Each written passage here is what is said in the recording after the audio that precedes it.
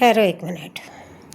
નમસ્કાર મિત્રો, કાચો ગુજરાતીના આપ સૌને જય શ્રી રામ. ગઈકાલે એક દુઃખદ સમાચાર આવ્યા ક્રિકેટ લવર્સ માટે. ક્રિકેટની દુનિયાના બેતાજ બાદશાહ, પહેલા બેતાજ બાદશાહ ગેરી સોબર્સ સાહેબનું ગઈકાલે 90 વર્ષની ઉંમરે દુઃખદ અવસાન થયું એનું.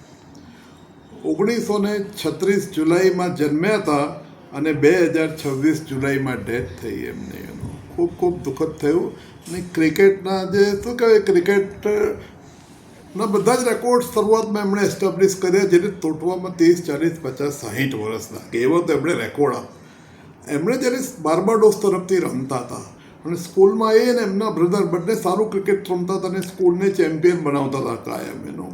પછી ધીરે ધીરે પ્રગતિ કરીને આવ્યા. શરૂઆતમાં તો એ ખાલી બોલર હતા, એ મીડિયમ પેસ બોલર હતા. વિચાર કરો કે વેસ્ટ ઇન્ડિઝની ટીમ જે એકદમ પેસ બેટરી તરીકે ઓળખાય છે, વર્લ્ડની પેસ બેટરી એનું, એટલા બધા ખતરનાક બોલરો, એન્ડી રોબર્ટ્સ ને હોલ્ડર ને હોલ્ડિંગ્સ ને કેવા બધા લોકો હતા એનું, એ ગાર્નર ને એ બધાના જમાનામાં એક મીડિયમ પેસરને શરૂઆતમાં ટકવું કેટલું અઘરું હતું.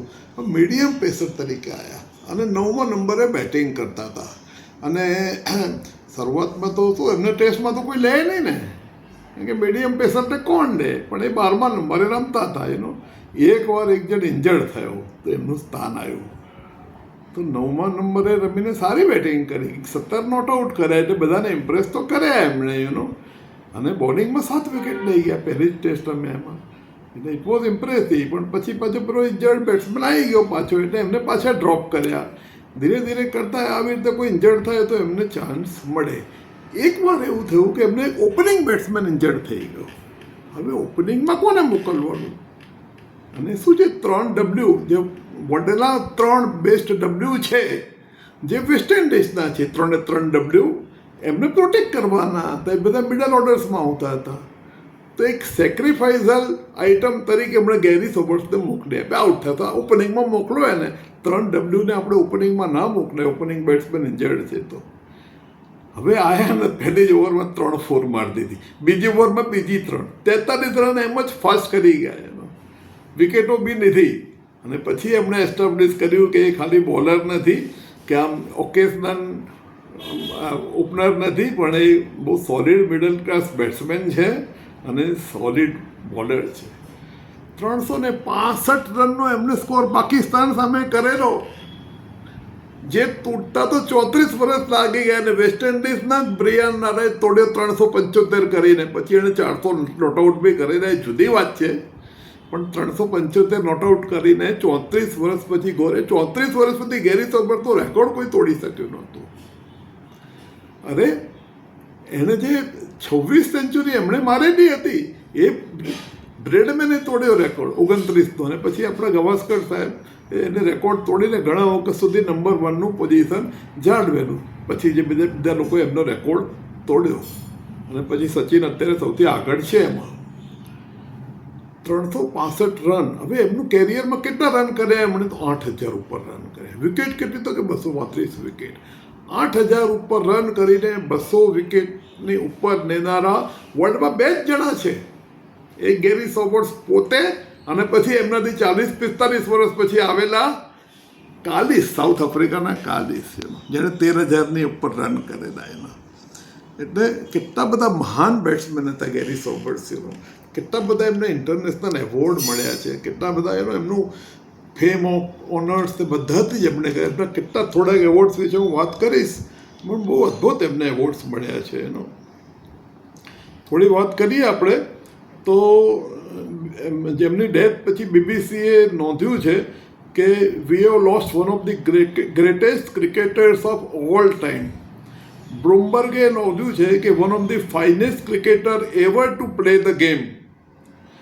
અને ધી એસોસિએટેડ પ્રેસ એપીએ લખ્યું છે કે Sobers' world record test inning of 365 not out as a 21-year-old set him on the path to becoming arguably the sport's greatest all-rounder. ખાલી ક્રિકેટનો નહીં, સ્પોર્ટ્સનો ગ્રેટેસ્ટ ઓલરાઉન્ડર છે એનો.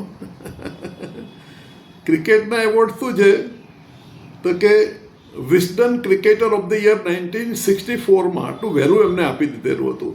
The Cricket Society Weatherthel Award for the leading all-rounder in English first-class cricket 1970 માં આપેલું. Walter Lawrence trophy winner 1974.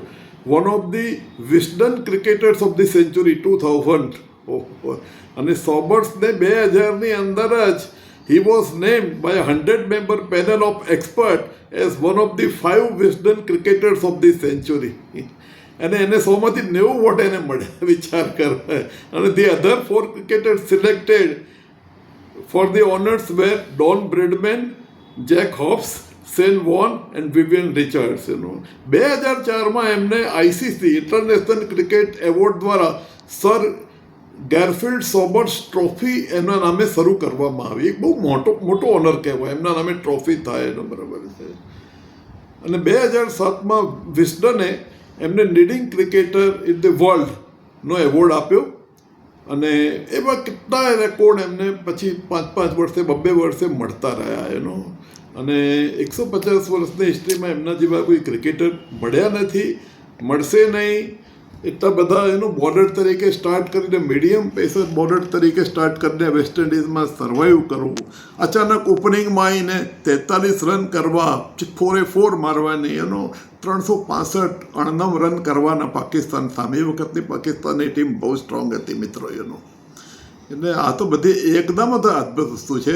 Sunil ગવાસ્કરે બી એને tribute આપી છે કે ભાઈ ભલે એમના રેકોર્ડ્સ તૂટી ગયા હોય, પણ એમના જેવું ક્રિકેટ હજી સુધી કોઈ રમ્યું નહોતું. કારણ કે એ વખતે શું છે કે લિમિટેડ ટેસ્ટ મેચ રમાતી હતી, વન ડે કે T20 હતી નહીં. ફોર રેકોર્ડ પર્પઝ એમણે એક 1 ODI રમી છે, પણ હતું નહીં. એટલે લિમિટેડ ટેસ્ટ મેચની અંદર આ રેકોર્ડ કરવો ખૂબ અઘરો હતો. અત્યારે આટલી બધી ટેસ્ટ મેચ, વન ડે, T20માં રેકોર્ડ્સ બધા બહુ જલ્દી થઈ જાય છે એનો. જેવી રીતે હમણાં અભિષેક શર્માએ કંઈક રેકોર્ડ તોડી દીધો એનો. એ જમાનામાં રેકોર્ડ બનાવવા કે તોડવા ખૂબ જ અઘરા હતા લિમિટેડ ક્રિકેટની અંદર. અને એ ટાઈમે ગેરી સોબર્સ, એટલે એવું કહેવાય કે Garry Sobers over his records છે. He is over and above his record. Salute to Garry Sobers. આભાર. Thank you so much. સુનાઈ દો.